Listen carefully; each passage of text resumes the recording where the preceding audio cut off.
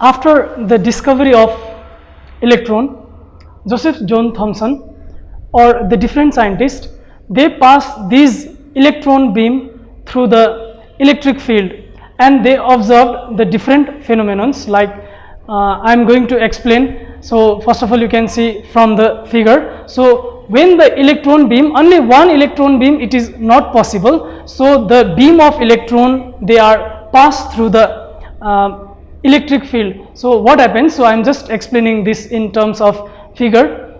So two metal plates, upper plate it is charged positively and lower metal plate it is charged negatively. It is connected with high tension battery, again around 10 kilovolt electric field it is applied. So the beam of electron, when it moves inside the electric field, so it experiences the force due to electric field. That means the beam of that means the electric field, they are moving from positive plate to negative plate, they are affecting the beam of electron. So electron is negatively charged, so we can see in figure it is slowly deflected towards the positive plate and it comes out and then it ejects out of the plate. So upper plate it is positively charged, lower plate is negatively charged, and the charge of an electron it is denoted by E, and x is the distance of the horizontal displacement and y be the vertical displacement, and small d it represents the distance between two metal plates, and the capital D represents the length or the size of the metal plates. So slowly when the electron moves inside the electric field, due to the electric field moving from positive charge to negative charge, then it gets affected and it gets slowly deflected towards the positive plate and it ejects out of the metal plate, and theta is angle of deflection. 2 8. Okay, so as we have explained, if V be the potential and D is the distance between two metal plates, so electric field intensity, so it is given by V by T. Then force experienced by electron due to the electric field, it is given by E.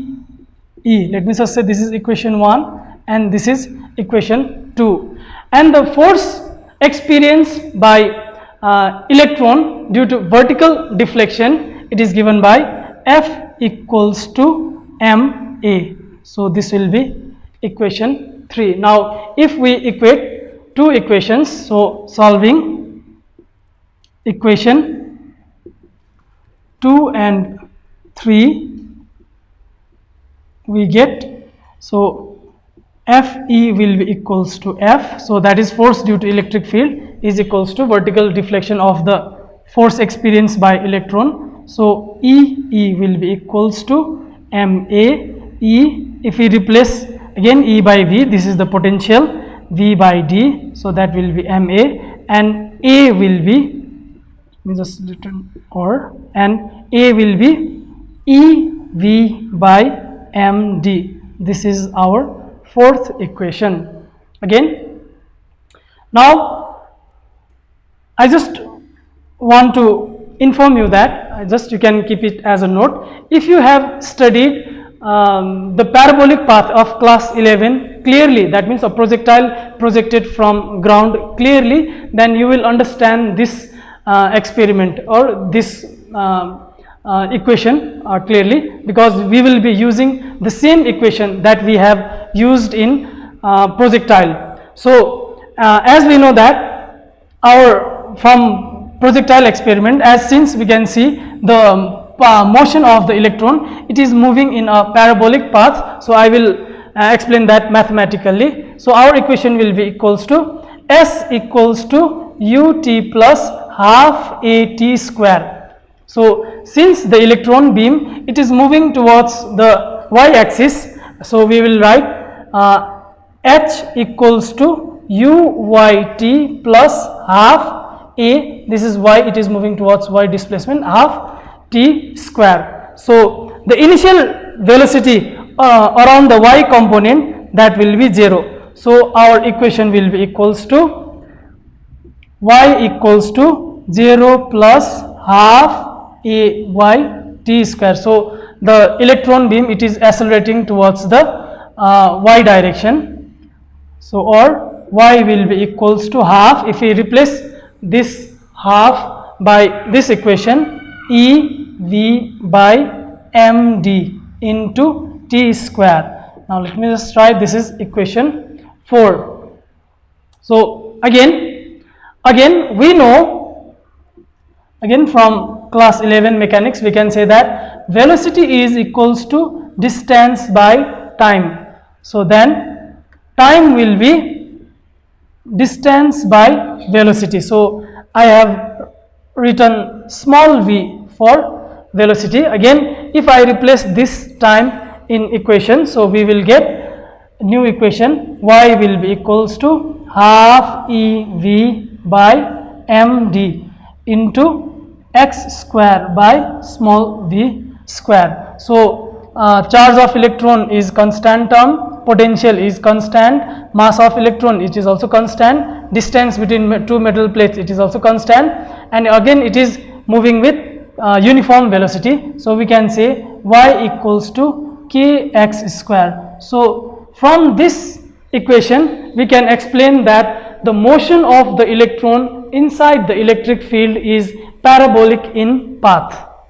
We have already explained that from this equation, it explains that the motion of electron beam, it is moving in a parabolic path. So now I am going to explain you that how we will explain the deflection of the electron beam. That means this, how can we calculate the tan theta.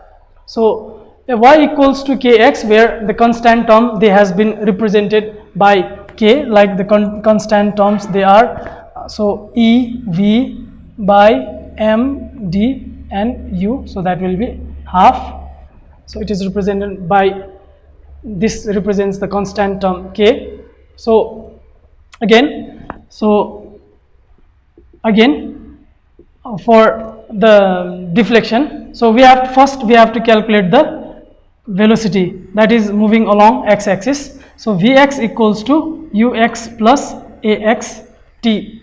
So since the beam of electron, it is accelerating towards y-axis, so acceleration towards x-axis, that will be 0. So vx will be equals to ux.